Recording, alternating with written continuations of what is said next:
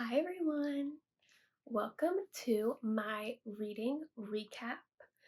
Um, I am a big reader and I wanted to start just going over the books that I read each month as sort of like a little video diary for me, and also just to share with people if they want any recommendations or want to hear what I'm reading. So, I'm actually recapping the books that I read last month, which was November. And I read 6 books in November. I don't actually have all of the books or most of the books like physical copies because I use Libby, which is connected to my local library. So I read through there. Either I get the audiobook or I get the ebook and I send it to my e-reader. So that's how I get books. That's how I stay reading like 6 books a month for free. So use your local library. Shout out to Libby. So jumping right in. Also, I'm not going to like give them a five rating out of 5 stars. I feel like it's not always helpful or it can like be confusing. I just find it sort of like a hard way to rate books because I feel like there's always so much more to say besides just like being able to give a book a star rating. So I'm kind of just going to talk about them and like my thoughts about them. None of them are going to be spoilers, but more just like, did I enjoy it, a little bit about the book, stuff like that. So the first book that I read in November was called The Missing Half, and it was about 260 pages, so it wasn't too long. Um, the story follows two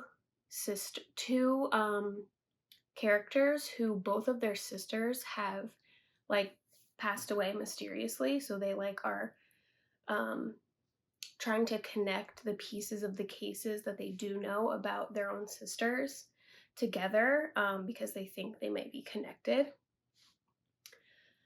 I feel like this book is a good example of why I don't use 5 star ratings because I was really drawn into this story and I feel like I was like flipping through really quickly because it kept me intrigued and I was like wanting to know more.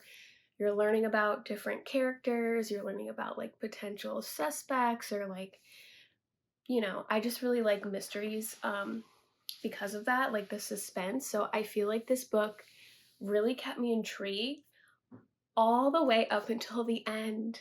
I did not like the way that this book ended.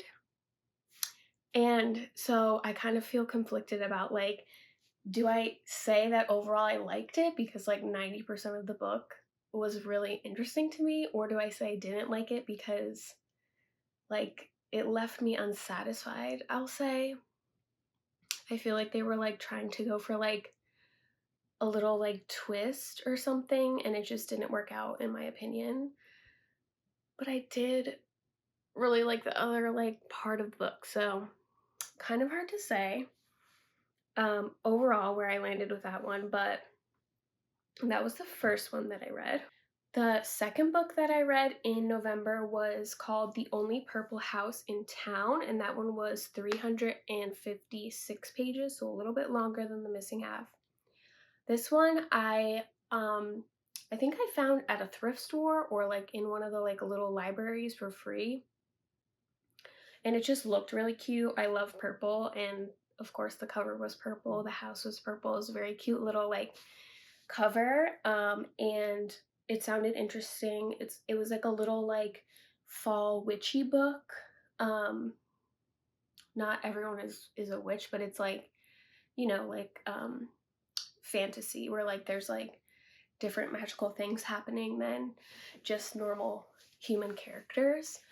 So I really liked this one. I think it was fun for November because it felt like a spooky time book without being like a Halloween or a murder book or something like that. Because it wasn't like a mystery or scary or anything, but there was like fun, fantasy, whimsical elements in it, which made it feel like a perfect November book. So that one was good, cutesy. Nothing really much more to say about that one. Then I read Part of Your World, which was 388 pages. And I had seen this one everywhere. Like, I feel like it's one of those books, like romances that, like, the covers, like, just everywhere on social media and everything. So I saw that it was available at my library and got it. People were like really, really hyping this one up.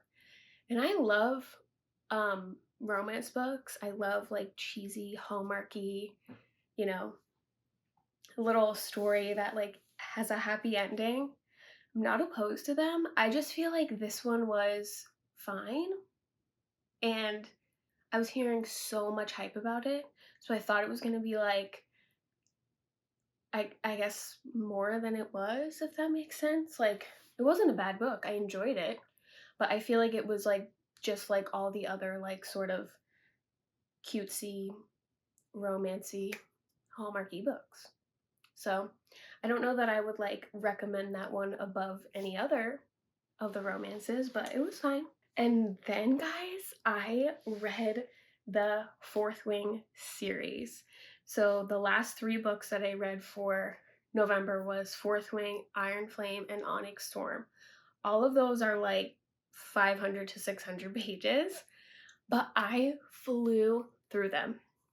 I really didn't think I was a fantasy person because I just haven't really read any fantasy series, and I see there's like a million of them that like go viral and that everyone recommends. But I just like haven't tried them. I don't know.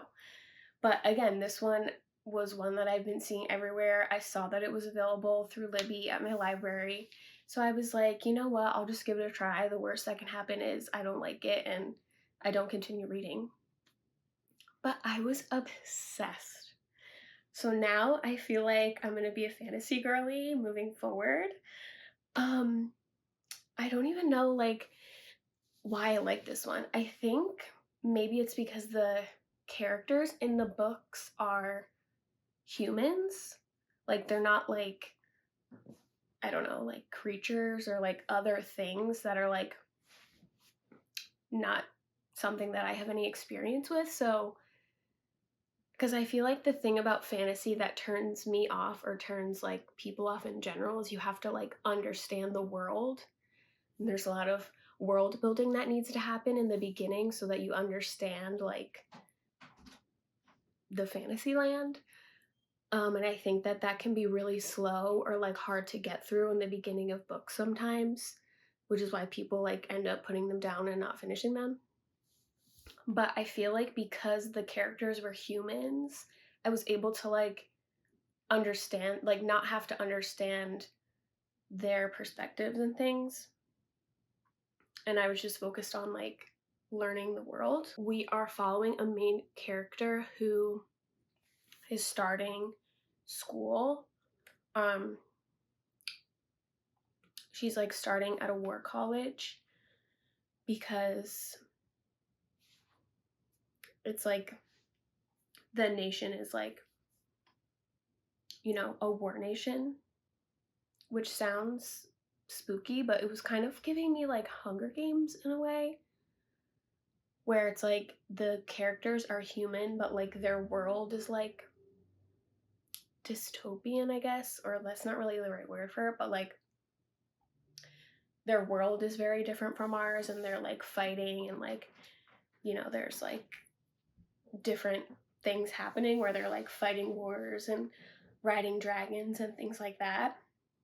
But because we're following the character as she's like going through school, I feel like there's the world building is easy to get into because she's experiencing things for the first time and just talking about her experiences. So you're able to like understand without it feeling like the book is just like explaining things to you, because you're just like going through her experiences with her, which is why I feel like I really got into it easily and I wasn't like thrown off by having to learn a whole new world.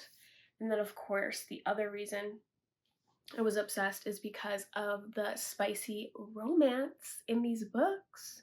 I was not expecting that. I feel like now I understand why everyone is obsessed with fantasy.